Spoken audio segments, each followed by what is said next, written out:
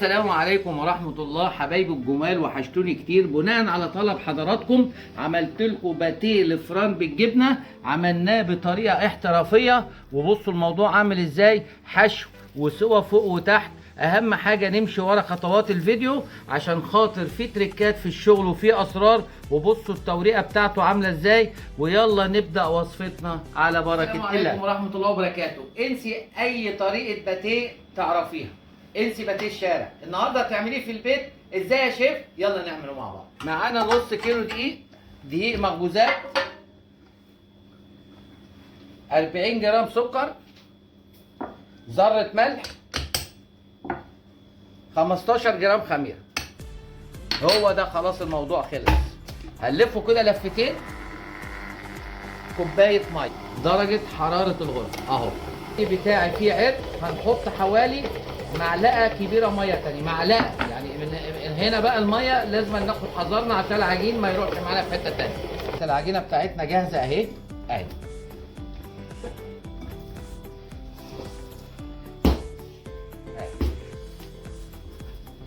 هنسيبها ترتاح، ما تخمرش، ترتاح لمده ربع ساعه، وهنرجع لها تاني عشان نلبسها الربع كيلو زبده. معانا الحشو بتاع الباتيه، معانا حبة بركة ومعايا سمسم، وده حسب الرغبة. هنا بقى التركة كلها. هنا عندي حتة جبنة بيضة نباتي، وجبت عليها حتة جبنة قديمة وجنستهم مع بعض كده. طب ليه يا شيف حطيت الجبنة النباتي مع القديمة؟ الجبنة النباتي تديني كريمين، والجبنة القديمة تديني تيست عشان ما تسحش مني. عندي بقى هنا شوية بقدونس جمال اهم، مع عودين شبت، مع ورقتين نعناع. بفرم انا ده كله مع بعضيه اهو. القمر ده اتفرم، بروح نازل عليه على الجبنه اهو. موضوع سهل وبسيط. بدمج بقى ده كله مع بعض. انا بحشي جبنه بيضه وجبنه قديمه وخضره. سيادتك عايزه تحشي جبنه رومي، عايزه تحشي سوسيس، ريكفورد، شيدر، اي حاجه سيادتك عايزاها مفيش مشكله. بناخد العجين القمر بتاعنا اللي ابتدى الخمير يمشي فيه، بنفرد بالطريقه دي. طيب دلوقتي الكميه دي هتاخد ربع كيلو زبده نباتي اهي، اللي هي زبده الفران. تروحي عند اي فرن تقولوا له لو سمحت عايزه قالب زبده من اللي بتعمل فيه الباتيه والفطير، هيبيعوا لك يعني، هما بيسترزقوا يعني، الناس محترمه اهو. بنفرد بالطريقه دي اهو. عايزه تعملي باتيه دانش كروسان، خدي الطريقه دي عندك وهتبقى الموضوع زي الفل اهو اهو. خلصنا فردين احنا الزبده النباتي عندنا اهي اهو. نعملها شيت فوق منه كده اهو اهو. دي الزبده البيضه بتاع الفران اهي. باجي على الحرف ده اضمه كده، الحرف التاني اضمه عليه كده اهو.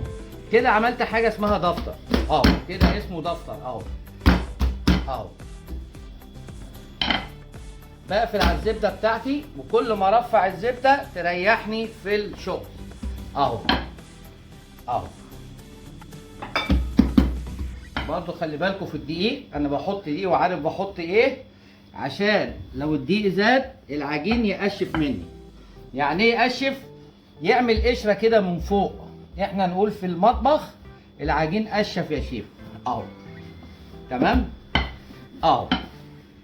اهم حاجه في المرحله دي، عايز اتوه الزبده في قلب العجين بتاعي اهو اهو. نعرض الدفتر بتاعنا شويه اهو.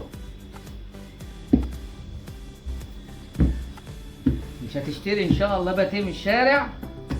والاخوه اللي بادئين في المهنه لو الطريقه دي صدقوها عندهم هيعملوا باتيه سريع نباتي كده. ادانا له تلبيسه وبنطه، هنديله بنطه تاني ويفرد، بس بعد ما يرتاح معانا شويه.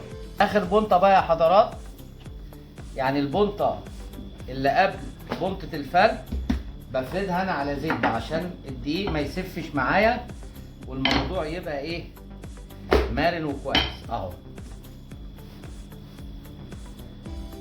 بنطتين، والتالتة على ايه، على الشغل اهي. دي اخر بنطة معايا اهي اهي. بصوا العجين خلاص، الزبده مشيت في العجين. اهم حاجه دقيق خفيف كده عشان ايه ما يلزقش مننا.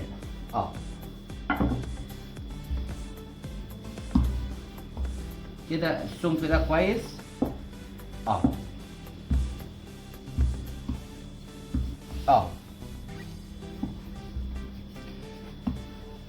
ده السمك ده اللي احنا عايزينه. الكاميرا تقرب اهو. السمك ده زي ما حضرتك شايفه اهو. هنعمل ايه بقى؟ هنبتدي نقفل ونشتغل. اصفر بيض ده شيلته في الفريزر، لما جيت هديه شويه ميه وابتدي المع بيه اهو. بلمع كده بسيط اهو. طيب هنحشي بقى اهو مع بعض. جبنا الجبنه بتاعتنا وهبتدي احط فيه الجبنه بتاعتي. بناخد الحشو الجبنه بتاعتنا بالطريقه دي اهو. بنيجي نقفل دي كده اهو.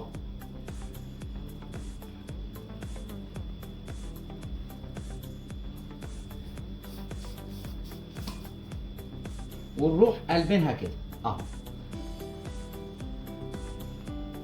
كده اصبح الباتيه بتاعي حددت الحجم بتاعه، وباجي من هنا وبقطع بالطريقه دي اهو.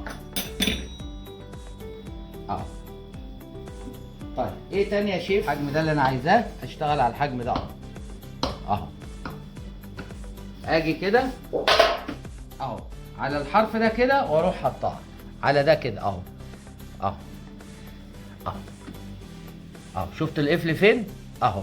اجي على القفل واروح منيمه تانيين بحيث ان لقمه الباتيه تاخد النومه بتاعتها مرتاحه اهو. بص انا عملت ايه اهو. ده بقي فين؟ بقي تحت اهو. كمان واحده اهو. هنكمل الكميه مع بعض وهنقول لكم هنعمل ايه. وكده انتهينا من تشكيل الباتيه. هنسيبه بقى يخمر، وبعد كده هنلمعه البيض ونحط من على وشه سمسم وحبه البركه. بصوا يا جماعه اختمر ازاي وتضاعفت الكميه اهو. بعد كده هنبتدي نلمع الوش اهو. البيض اللي عندنا بيضه ومعلقتين 3 ميه اهو. متاخدش اي حاجه تانية. سمسم وحبه بركه اهو. ناخد سمسم من على الوش كده، وده زي ما قلت لحضراتكم اختياري اهو. سنة بقى حبه بركه بسيطه كده. يا ريت حضراتكم بقى لو وصلتوا معايا للفيديو للحظه دي ما ننساش نشترك ونعمل لايك عشان الكل يستفيد. هندخل الفرن على درجه حراره 180 درجه، يقعد معايا حوالي 14 ل 15 دقيقه وننتظر مع بعض السوا. بسم الله حبيبي يا رسول الله. وخرج القمر من الفرن. بصوا يا جماعه الموضوع عامل ازاي. بسم الله ما شاء الله. وطبعا زي ما حضراتكم شايفين القمر خرج من الفرن وترص باتيه الجبنه وداعا لشرائه من الشارع. واستسمح حضراتكم تشتركوا في القناه ونشير الفيديو عشان خاطر يوصل اكبر عدد. وحبوا بعض في الله، تعيشوا سعداء مدى الحياه. والسلام عليكم ورحمه الله وبركاته.